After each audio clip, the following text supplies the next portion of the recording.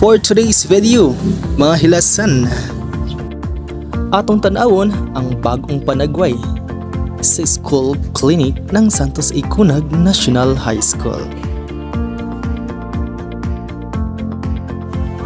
May nakapila na mga kliyente dito sa ang clinic.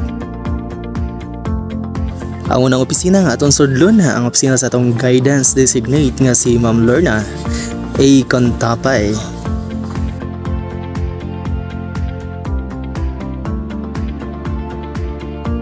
Hello, good morning Ma'am Lorna. Kumusta po ang bagong lipat sa bagong opisina? Good morning, sir. Dan, okay lang. Very peaceful. Nindot na diri no? Yes. Okay. Mas makatrabaho ka og bunggang-bungga no? Yes. Ay sana all. Okay. Very peaceful. No Unsa more pa? noisy. Oo, wala na gad sin mga maribok didi. Okay. Yes, sir. Enjoy your stay here for the rest of your life. Yes.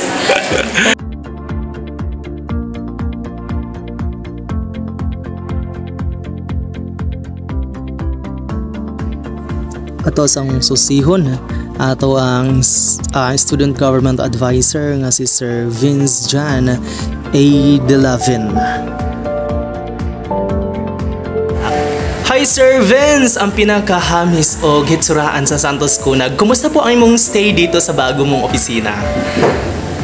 Okay lang, it's very cozy and comfortable. Thank you, Ma'am Nice, and you should sponsor Ani Pagpa. Basta, thank you, Ma'am Nice, for such a wonderful office. Wow! So, ang dami mong trabaho. Ayan po. Of course, natambakan Makikita po yung natin. work. Medyo natambakan.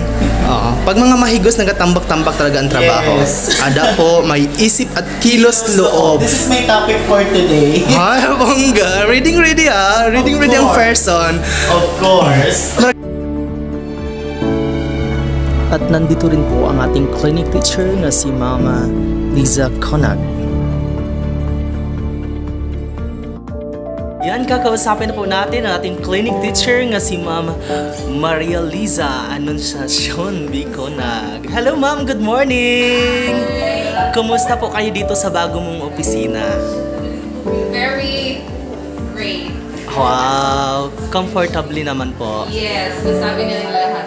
Yun na yun. Yung mga sinabi ng nauna nating na interview, Yes. yun na po yung sayo. Okay. Ma'am, nice. Hi, there ko sa mga Mag kababayan nila. Okay, may bongga kayang iyang opisina, Yes. may pa usok-usok siya. It's Sa'y tawag po niyo, ma'am? Humidifier. Kasi very new yung aming office. Kailangan ng Yes. humidifier. Siyempre, dili mawala ang ato ang gripo. Iyan, may gripo po ta para makapanghugas atong kamot. At paalala po sa ating mga kabataan ngayon na hugas kamay bago hawak kamay. Kumpleto po dahil nata diri CR nga duha ka pultahan. So make sure nga kung mag-CR mo, malaking og tarong ang duha ka pultahan. No, kay loyo ni sila para sa opisina sa kabila og diri sad sa kabila sad. Ug maong mulahos na ta sa bikas door.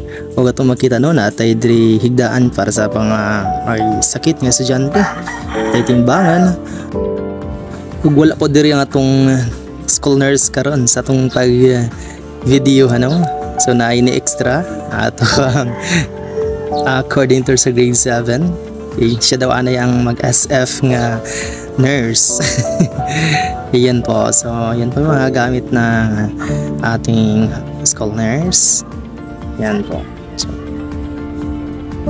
yan, paalala lang po ang ating school nurse ay lagi naman po siyang present dito sa amin kapag schedule niya po. So ngayon po ay nasa ibang school po siya. Yan po, so shoutout po tayo sa ating school nurse na si Sir Clemen, ang mabait po na school nurse natin. Thank you so much sir.